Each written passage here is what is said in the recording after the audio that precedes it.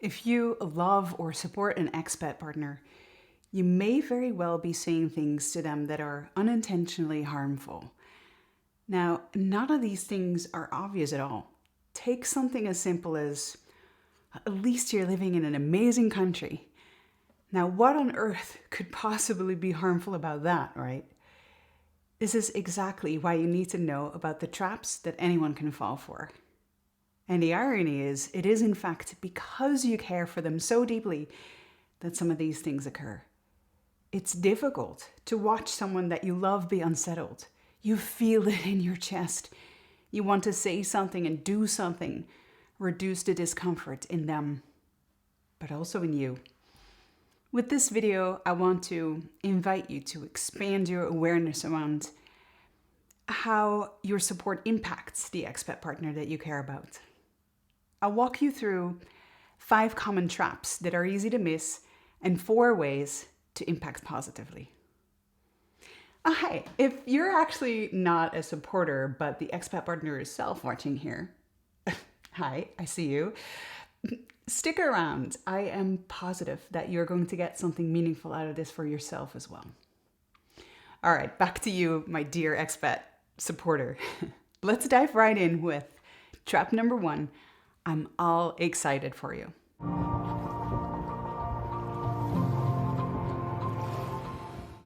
You probably know by now that expat life is in many ways absolutely amazing. It's literally expanding horizons and perspective. It's daring. And being the good friend and expat supporter that you are, I bet you are sharing this excitement with them and for them, asking all about their adventures, and you should totally keep doing that. It's fun too. Curiously geeking out over, do you know what else is really weird here? Or talking about things that are way better organized in one country or the other and how the other should really do that too. I, for one, feel deeply seen, heard, and supported that way. So absolutely keep doing that. Sometimes it's easy to miss that there can also be another side to the story. We generally tend to measure well-being by visible markers. In other words, how well daily life is working. And expat partners and other high achievers are also very good at looking fine. Yet having 2 contrasting experiences is extremely common in such an extreme situation.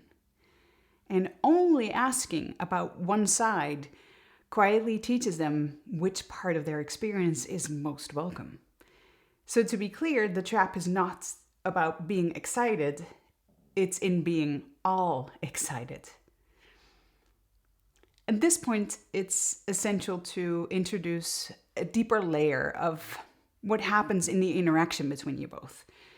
Support is, of course, per definition, a relational matter, an exchange between people who care about each other and want the best for each other. You care about them, they care about you. You don't want them to be uncomfortable, and they also don't want you to be uncomfortable. Now, before you say, all right, Ava Sherlock, you didn't exactly need your psychology degree for that. Fair point. And yet, this super simple statement is in fact key in what makes this all rather complex. You feel the urge to jump in, to say something and make it better. I call this the rescue reflex. Now, with the relational layer added to this, you both experience this. The expat partner also finds it uncomfortable to watch you being unsettled and do nothing about it. And having it in both directions, it becomes a reciprocal rescue reflex. So let's put these 2 things together. Let's say you're all excited for them. The expat partner, deeply feeling how much you care about their well-being, may find it a bit difficult to talk about the other side of the story. They may not want you to think that they're second-guessing their choice or are afraid to worry you. They may even think that they shouldn't complain when there's so much to be excited about. Thus, they may keep their internal questions silenced for you, and sometimes even for themselves. And this may result in you never even knowing that the person you care about is experiencing any hardship or challenge at all, or the depths of it. Now let's move on to the traps that occur when you do get signals from the expat partner and you want to ease their discomfort. Trap number 2, at least minimizing. I already gave you one of these examples, and others are, at least you are having kangaroos running around, like in my case. At least you have your family with you. At least you have internet to stay connected. At least it's only for a few years, or at least you can always just come back if you don't like it here. What happens here is solving the discomfort by using comparison gratitude or logic to try and somehow balance the situation or show the positive side of the things that they struggle with. Now, as important as it is to see the positive in things, this can also backfire because it uses external conditions as some form of proof that the internal struggle shouldn't exist or is invalid. Trap number 3, useful future forcing. What are you going to do here? Have you found a job yet? Have you found a hobby yet or a sports club yet? What's next for you? What happens here is that we're implying that doing something concrete in the new situation will help solve discomfort. And this can backfire in 3 main ways. First is if they're not ready. We already somewhat talked about how easy it is to assume that once all the logistical dust has settled, that then they also automatically completed their inner orientation. The second way it can backfire is because it assumes that doing something is required to feel accomplished. It says progress equals next steps in how we fill our days. It turns things into a performance requirement. It's saying you can really only be really accomplished if you do something useful, and we accidentally impose specific standards about what's useful with our questions. And this can lead to hasting into a forced next step. In a way, it also signals, well, whatever you're doing now is not enough. And I'm very sure that you don't mean that that's not what you're trying to say. It may feel like warm, small talk, yet unintentionally you can add pressure of expectation of what the future should look like to be meaningful or useful. And many expat partners already struggle with meaning and purpose on their own, and asking such questions can explosively increase the pressure for them. Even talking about this, I am feeling that pain again. I remember how I wish I could just vanish into a hole in the ground when I was asked about my next step and I just had no clue whatsoever. Not knowing felt like a failure, especially in having this amazing opportunity ahead of me to start something new. All the possibilities. Not even fully knowing who I was anymore felt frightening and as something that I surely had to hide from anyone even noticing. Trap number 4, narrowing role projection.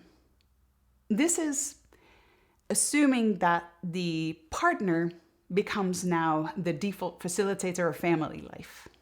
Well, you are going to be busy with raising the kids.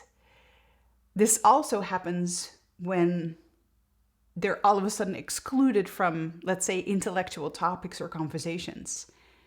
I remember this expat couple that changed roles and taking turns on who was on mission, so to speak. The woman shared with me that one day she was still part of top-level meetings as part of her mission, talking about deep political matters.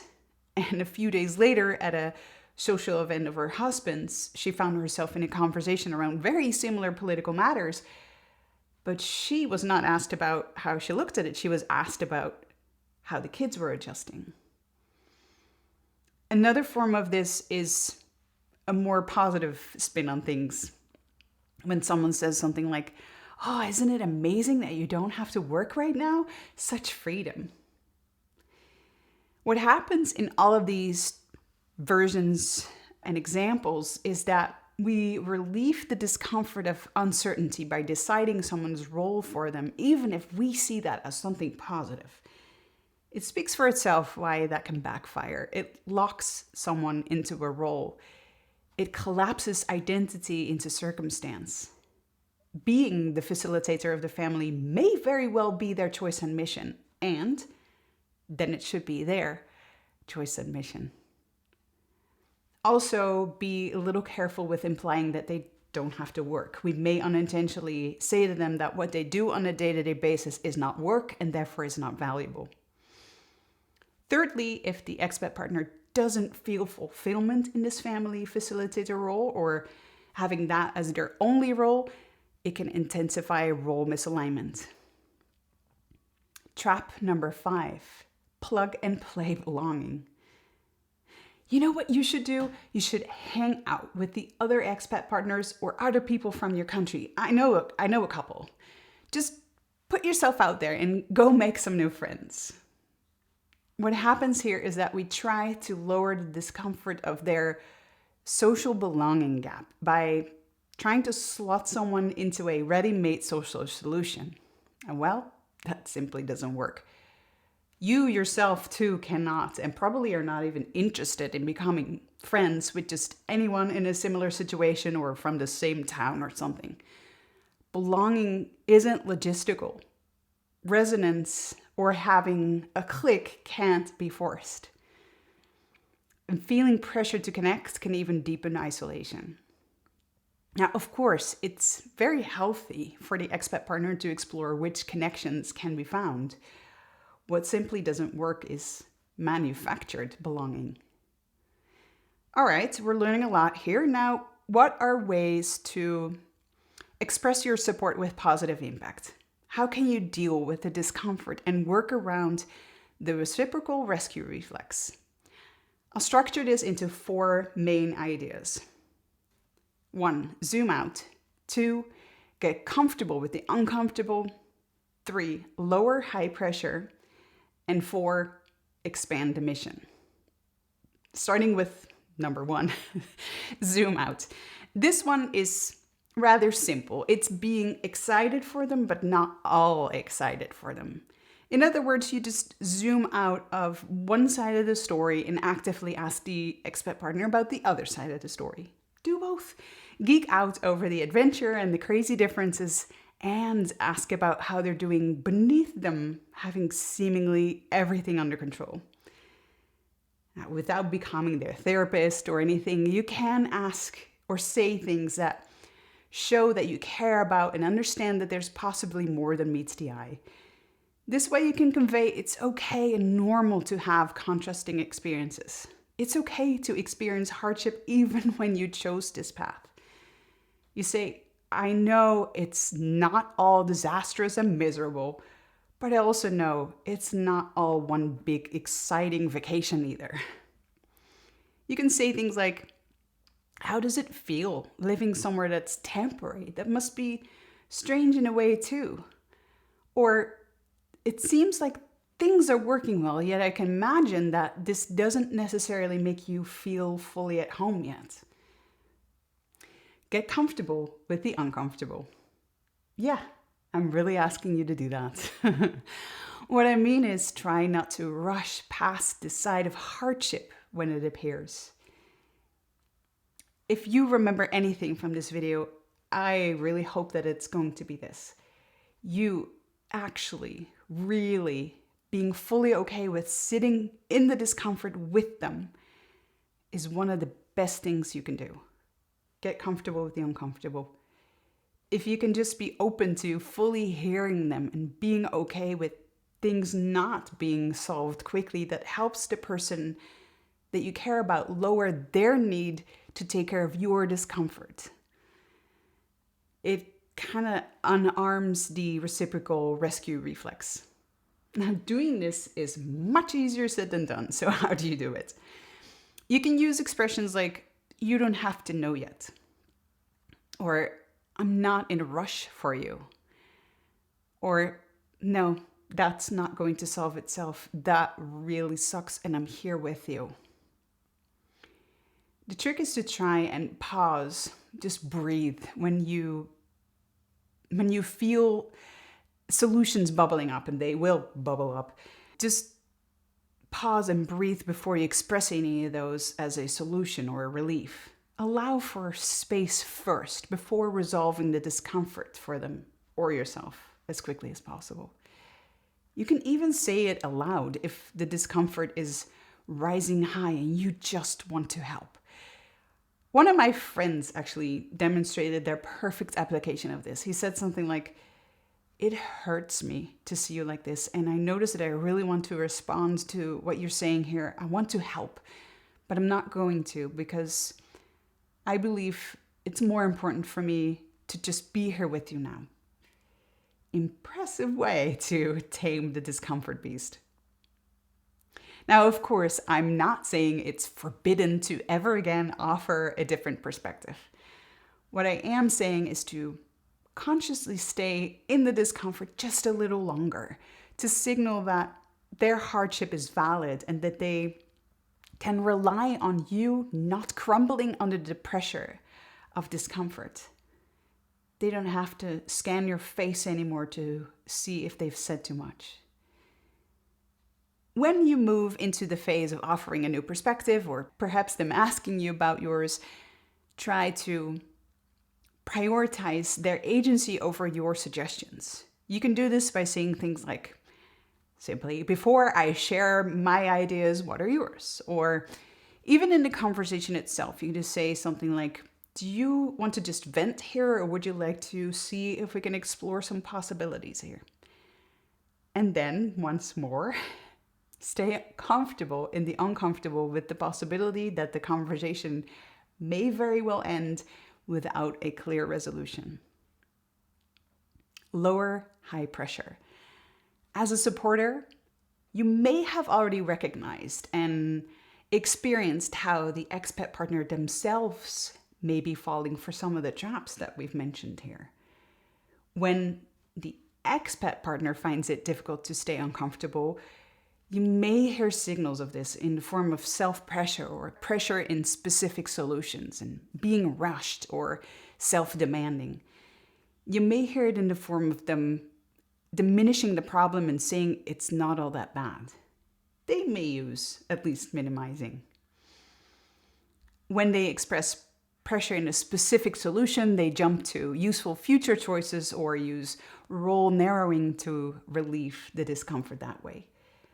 Whatever the exact form of the attempt to fix, it's a reduction of their own feelings, of putting all their bets on that one single thing that should fix everything, or a reduction of the time that they allow themselves in that rush of, I should have figured this out by now. It's their urge, their rescue reflex to resolve their own discomfort as quickly as possible, and on top of that, possibly also reducing yours, the reciprocal rescue reflex. And all the while, they're most likely neglecting crucial aspects of wholly transitioning in this big life change. And this is where lowering the pressure can really help. The last two ideas, zooming out and getting comfortable with the uncomfortable, already do that big time. You can also say things to help take just one step at a time.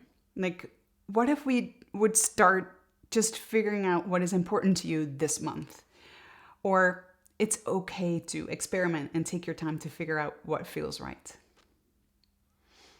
Expand the mission. This idea really stuck with me. It came from an episode of The Diary of a CEO with Esther Perel. She explained something crucial in a supporting context between partners that I want to share with you here today. She shared a story of a partner who apologized for not being able to be there as expected. Their meeting ran late and they couldn't make it in time for dinner. This apology is, of course, respectful and showing good intention and good relational communication skills, and I'm all for keeping those. At the same time, apologizing for absence can unintentionally reinforce hierarchy. When someone says things like, sorry I was late or sorry I missed that, it can subtly communicate, my work is important and you had to adjust.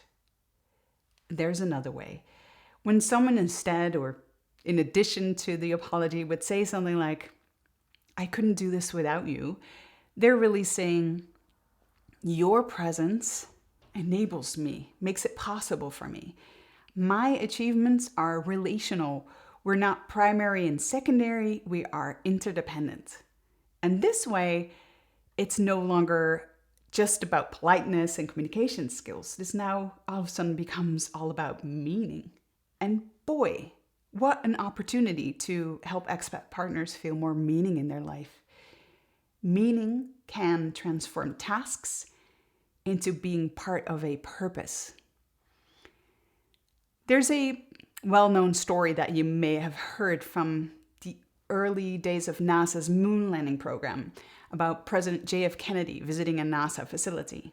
And legend has it that he asked a janitor what he was doing there, and then the janitor replied, I'm helping put a man on the moon. Now, whether or not this exact conversation happened, the anecdote perfectly illustrates why people feel meaningful when they can connect their tasks that can seem mundane to a bigger purpose. It can help the expat partner facilitating family life too.